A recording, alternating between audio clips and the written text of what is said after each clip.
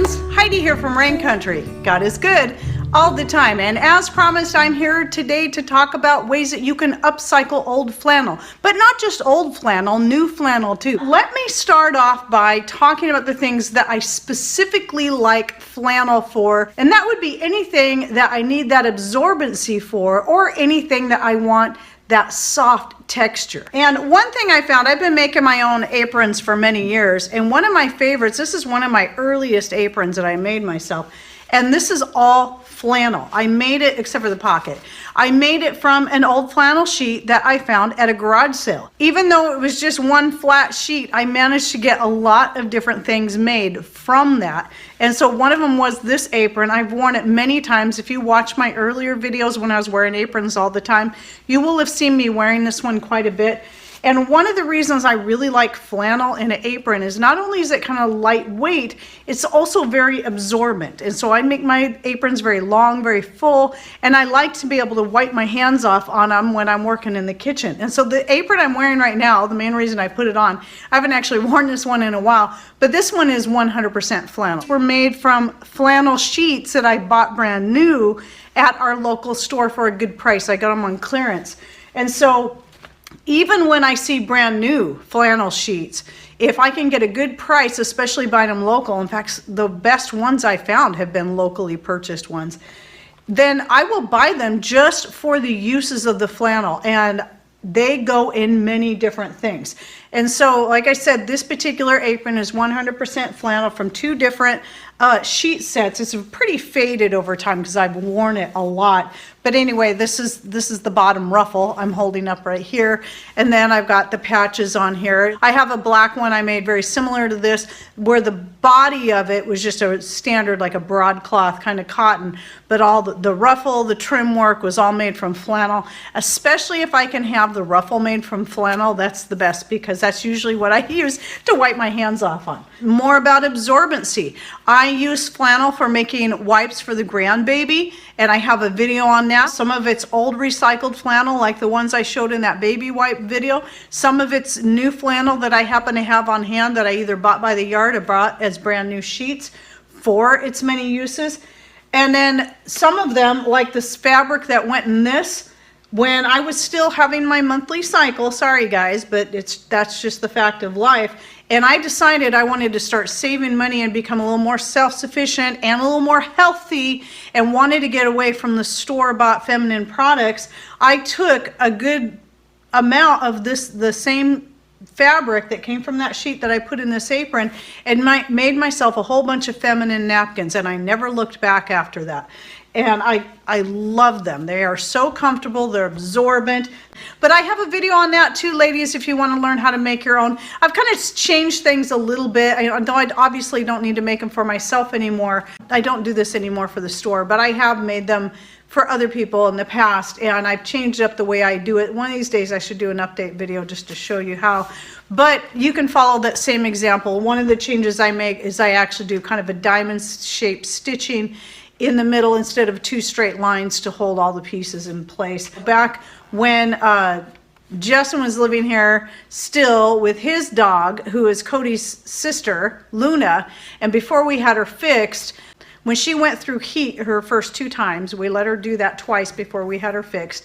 And I had made some little doggy diapers for her, and using some old flannel I had on hand, plus some PUL on the outside. Now I haven't made baby diapers yet, but if I had family that was interested in it, or if I was to have kids again, I would start using the flannel to make the cloth diapers. Back when my kids were little, I bought cloth diapers because I never even thought about just making my own, even though I sewed back then. You know, you bought what was there. But if I was to do it all over again, I would make my own. And whether it be just the rectangular shaped ones I used to use with the pad in the middle, or even making them shaped with the PUL on the outside like I did the doggy diaper. I've also used some flannel sheets for making table napkins, as you can see in this picture. The ones you see that are red and white plaid, those are the flannel ones, and those are actually my favorite. So I did a video also on that, on how to make your own table napkins, but I made some out of just plain cotton where I had a bunch of extra like broadcloth cotton on hand and did that.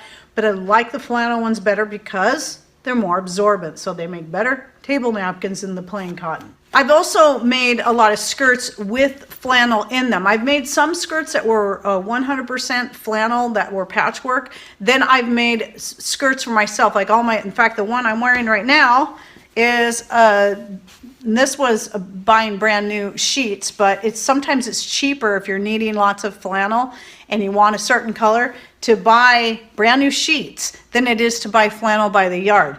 And so that's what I did here. I have a black one and a brown one and a dark gray one. And I wear those especially in their winter time, but even through some of the warmer months. We don't have really hot weather here, but on the warmest months, I'll wear my lighter weight cotton ones that were made from old sheets, but I'll be talking about that in another video. But I have one of my very first videos I did almost 5 years ago was on how to take an old sheet and turn it into a skirt. It was a sheet that I bought for 50 cents and made myself a skirt out of it, and I still wear it. I still wear that skirt. I've had to put some patches on it since because I've worn holes in it because I've worn it a lot, but it's a great skirt, nice, and it's perfect for summertime because it's lighter weight. But I use flannel a lot also in skirts mixed with other fabrics, and that's kind of nice too because you can get those great plaids, you know, like you have here, or like you can see in this skirt. I made one very similar to this for myself where it's mostly denim but also part flannel. So I love mixing the flannel with the denim. As you can see, another one that I talked about in the denim video, by the way, I forgot to mention, if you want to see uses, how I like to recycle denim or upcycle, I did talk about some of the same things, and that was the purses, but I also like to use the flannel as a liner. So I have two different flannels lining this. I have the solid red and the plaid that you'll see in patches and colors showing through here. And it's also the same flannel, this particular one, this red and black. I found it at a garage sale. It was actually flannel that had been purchased by the yard and never used. And I don't know, I think I paid 75 cents for it. I don't remember how many yards were there, but it wasn't a lot, but it was enough to do what I needed it to. And I used it to make this particular denim and flannel rag style quilt. One of my very favorite quilts. So using jeans and using that flannel I found at a garage sale. So that's the same flannel that's in this purse. What was left over got put in this purse. Some other things I tend to like to use flannel for a lot is when it comes to patching stuff. Now denim obviously is great for patching things, but if you're wanting something that's lighter weight. So the black flannel skirt that I have is older and been used a lot more than this brown one I'm wearing. And that one is, I've worn some holes in it because I've worn it so much. I've caught it on things when I'm out in the garden. And so I'll just take another piece of black flannel and patch it up. But I've also, like with the brown skirt, I'll take some different colors if I just want an interesting look and just put patches all over it, which is kind of what I did here. Now this is one of my favorite pairs of pajama bottoms. And I don't even know how long I've had these. I've had these for so long and worn holes in them. Now, not everything you see is where a hole was on these patches, but there's spots that were starting to get thin. So I figured since I was patching holes anyway, I would just grab a few different colors of some scrap flannel I had laying around and just started putting patches on there. And it's kind of getting to that point where eventually it's going to be more patches than it was the original fabric, but I don't care. I used to do that back before I started wearing skirts all the time, and I was still wearing like overalls or short alls in the summertime were my favorite thing. In the biggest size I could find because they were nice and cool and loose fitting, and I would wear them until they had holes in them and then start putting patches on it. And then I don't have any pictures to show you because that was years ago. I don't have those anymore, but you know, and then I'd put patches all over it, even in places it didn't really need to be patched, just to kind of make it all look like it's supposed to be that way. And it gave it a real cute rustic country look, and I love those. Okay, so now coming back to the quilts again, I want to mention this because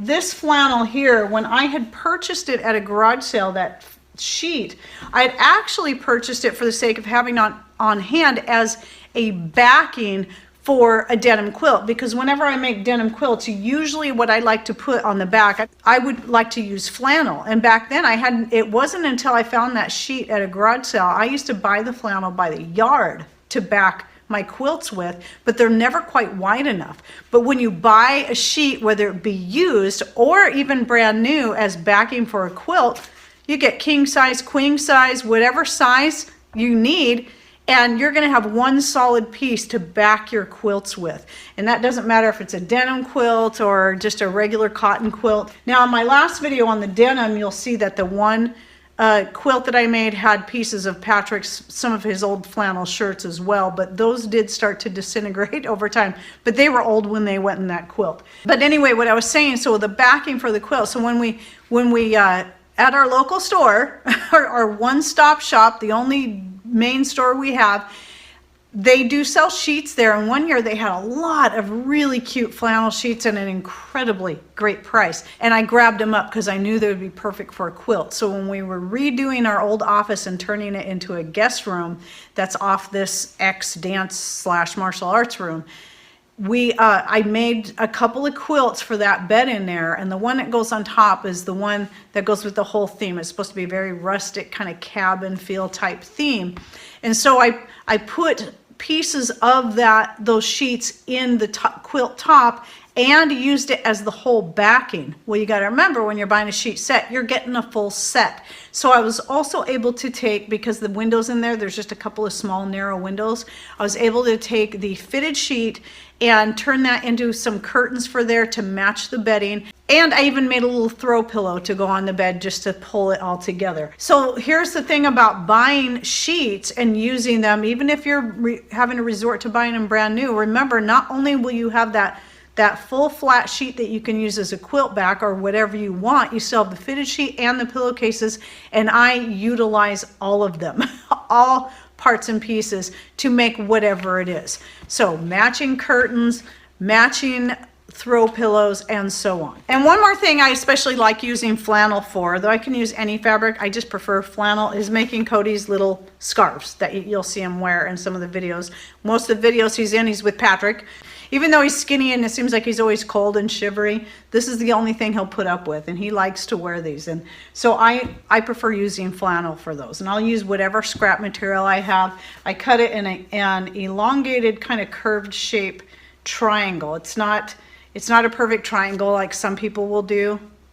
This is a little more complicated. For a better fit, I actually shape it. It has longer pieces to make it easier to tie, and then it's got a curved shape, and then he's so little, if I had all of that fabric in just a straight triangle, it's too much for him. And then another thing that flannel in particular would be good for, or any kind of fuzzy type fabric like I have here, this was a fabric I had ordered on accident. I didn't mean to get a fuzzy fabric. I thought I was ordering a rose print purple fabric for going in a purple skirt that someone had ordered up, a custom skirt.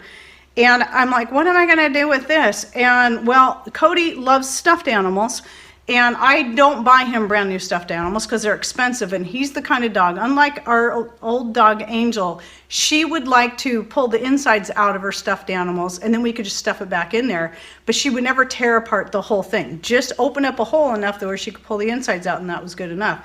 Where Cody and Luna both will rip their stuffed animals to shreds until there's nothing left of them.